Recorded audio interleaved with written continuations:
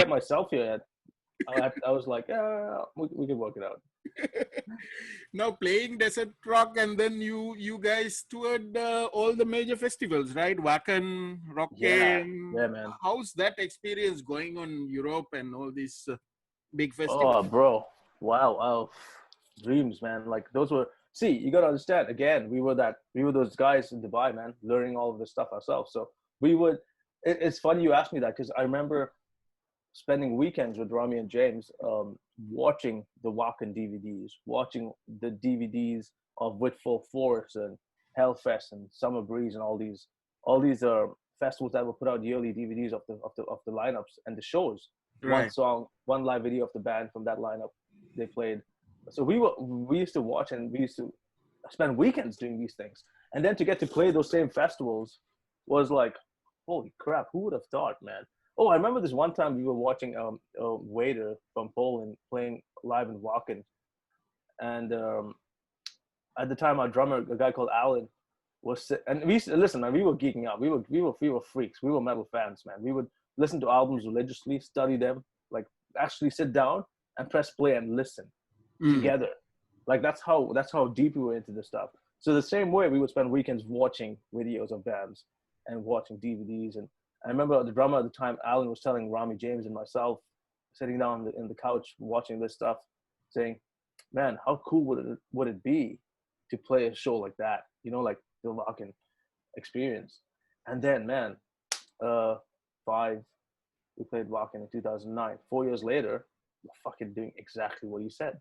Just like Hatham told me, man, do you think we're gonna play with Metallica one day? How far do you think you're gonna go with this? And it's like I have these like memories stuck in my head, man, with these, not because I took them as challenges. It's Mm. just that it takes me to that place, man, where these things were talked about in with out of pure innocence, and then without even aiming to get there, they inevitably happen, which is like really a moment I can have with myself, and no one will even understand how deep that goes. Like when those things connect, I actually feel like there's a reason why I've gone through what I've gone through in life to achieve this, and why I've stuck to my roots, and stuck to my choices, and continuing to do what I had to do and go through all the hurdles and all the hardships and the compromises of life when you try to, be in a band and be consistent. So, Desert Rock was our first experience at home. We were kids. We didn't know what we were doing. We just were excited, as always. And then when we got the Preaching Venom album out, I did the same formula, man. Went to the post office, sent that press kit, sent it to all the labels, sent it to all the festivals, all the websites, all the radio stations, all the magazines, for all those reviews. Right. The only difference is when Preaching Venom came out, we actually got picked up by a label this time, which was Life Force Records in Germany. Right. And being kids from, the Middle East, a metal band, and working with a German label is a no-brainer, because that's where the fucking metal masses are in Europe, at least. Germany knows what they're doing in terms Mm. of festivals, in terms of labels, in terms of the music, in terms of the history and the experience. So we're like, you know what? These guys, they were one of the 24 labels I sent that press kit to, but they replied immediately. A guy called Stefan, who's still the owner of Life Force Records. At that point, they had Trivium, they had Heaven Shall Burn, they had Caliban. These are like, they had Between the Buried and Me, The Faceless. They had some names, man, Life Force Records. All these bands I mentioned moved on to bigger labels today. But Right. at that time, they had these credible bands, and I was like, dude, they're fucking interested. Like, they're interested in this. There's money, there's a budget, there's advance payments. I was like, well, we kind of already did the album, but they're still offering us all this stuff. And I didn't have lawyers to read the contract. I just had common sense. I had an education. Uh, I had a degree. We had to apply all of that. We didn't know where to go to get advice. So we negotiated for the sake of negotiating. Oh, can we get a little more? Because we actually did the album, so you guys have to you would have to pay us before anyway. But we Mm. did the album. We're giving it to you on a plate. You'd have to just now promote it. And we're coming to your town. We're coming to play your festival in Whitfall Force, where Leipzig is the city where they're based, the label. And, we did that all by ourselves. we played Wacken. We're coming to Germany. We're coming to do these 7, 8 shows in festival season. And they were like, I think that's what threw them away. Now they were like, man, we got local bands up in the neighborhood in Germany who don't play these shows, and you guys are in Dubai doing all this stuff. Yeah. So they were like, I think that's what sold them. They kind of like saw we put in the groundwork. They saw we played with big names already. They saw that we are walking the talk, not just releasing an album that sounds good to them, but also coming into their territory, into their region, and playing the big festivals. So they were like, yeah, like, look, let's meet up when you guys are here. We'll discuss face to face. And right after those shows, man, we went to their office in Leipzig and we signed with them. And with them came a lot of press, a lot of in-house press, because they have a publicist with every label does. Right. Which every label does. And yeah, it just opened up a whole new ballpark of this industry for us. We saw how it works. We saw what a publicist does. We saw what a booking agent does. We saw what the record label does. We saw royalty checks. We saw press. We saw things we didn't see, being that band from Dubai who did everything by myself. yourself. Right. Yeah. So did you play also like smaller gigs in Europe, like bar gigs? Yeah, all the time, man. We still go out there. We do headlining tours in Europe almost once every year, if not every 2 years. So we're centered around pub gigs, not pub gigs. I would say clubs, not pubs. We did our initial years of Europe were pubs, were bar gigs, like you said. Right. But then as the albums come out and as the name gets bigger, we get bigger offers, obviously. We played a lot of festivals in Europe, so we are a pretty established name in Europe today. So in Europe, we still play a lot of the clubs every now and then, but we also do the proper venues, which are like what touring bands do. The venues that are built for touring bands, with a shower backstage, with a backstage room, and all that. Yeah, but listen, man. We've seen the rise. We've seen the success of what Nervecell has gone through, and it was very gradual. We didn't jump. We had serious high peaks. Right. But we always knew our potential and how much we could draw in terms of bringing in an audience, and we had to put in the work. Like the initial years of playing Europe was personally invested on ourselves. We had to book our flights, book a van, get a GPS, and go to these towns and cities that we didn't know anyone in. We just knew we knew the one guy's name, and that was the promoter's name, and we had a GPS address, and we're like, we got a show, man. Let's go. Yeah, and a lot of those shows were actually paid for. We're not they weren't free gigs like a lot of bands, even till today, do. I think we were just really lucky, man. We were in the right time, in the right place. People looked at us as a serious band. They didn't just look at us as a band trying to get a gig. They looked at us as a band who has put in the work, who have albums out, who played with big names. Not everyone gets to play with these bands, so there has to be something there. They saw we were on a label. They heard whatever was out there available to listen to at that point, whether it's YouTube or MySpace or whatever. And they actually, and I love that about Europe, because they actually respect the fact that, these things are not cheap, man. To travel, it's time, it's investment. They took care of us. They paid us fees and accommodated us, and whatever we could put back into our flights was put back into it. And that's when I started taking more of a role of tour managing as well, apart from handling the day-to-day bookings and negotiations and all that. Again, man, you should know that I have a degree in my BBA graduate. I got a concentration in marketing and a minor in economics. So I wasn't just thinking, oh, I want to play a show. I'm just so happy to play the show. No, there has to be a business perspective to it. Right.